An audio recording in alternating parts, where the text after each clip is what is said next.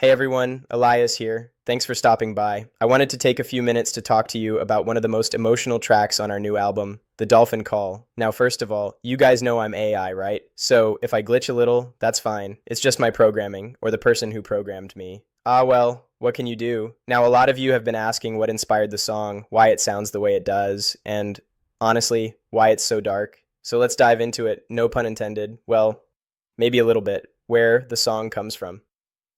When we started writing the Dolphin Call, we didn't set out to make a climate anthem. We weren't thinking about activism or politics. It actually began with this very faint, eerie sound our producer found, this whistling, echo-like tone. It reminded me of dolphin sonar, but also of a warning siren, something alive calling out into a collapsing world, and that idea stuck with me. Dolphins communicate through frequencies that we, as humans, literally can't hear. So, the question behind the whole song became, what if nature has been screaming this whole time, and we've simply forgotten how to listen? That's the emotional core of the song.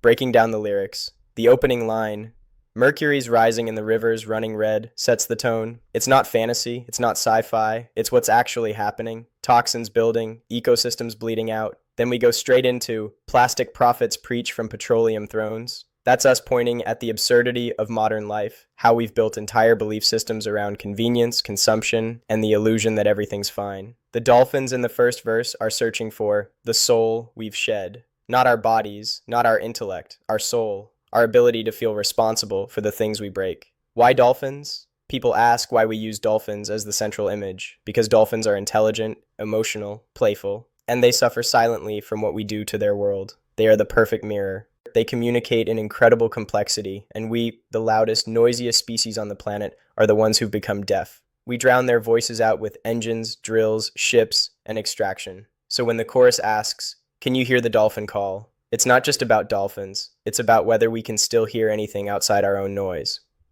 The middle verses, myth meets reality. We played a lot with mythological imagery in the song. Babel towers built on the backs of whales, our arrogance stacked on nature's suffering, Icarus selling wings of smoke, false promises that will burn us, Atlantis rising while shorelines sink, the fantasy of progress while real places drown.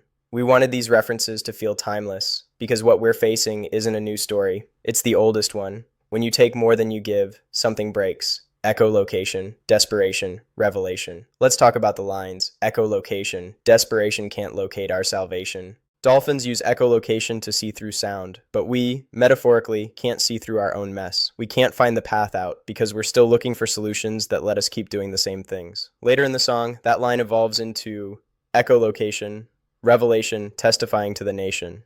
That's the turning point. It's the idea that the warning itself is the revelation. The drowning, the burning, the collapsing. These aren't random disasters. They're nature testifying.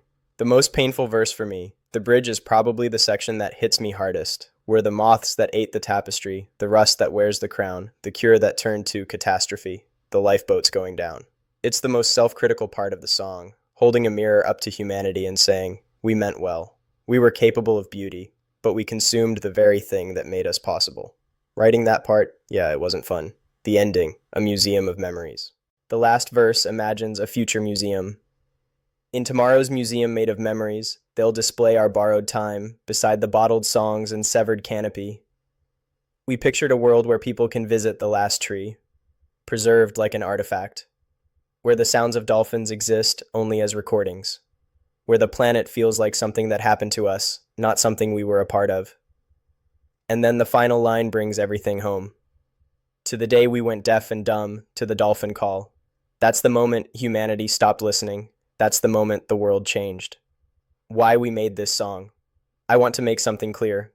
The Dolphin Call isn't a message of despair. It's a message of urgency. A message that says, we still have voices, we still have choices, and we still have time, but only if we choose to hear the warnings before they stop coming. Dolphins call to each other to communicate, to connect, to survive. This song is our attempt to call back, closing.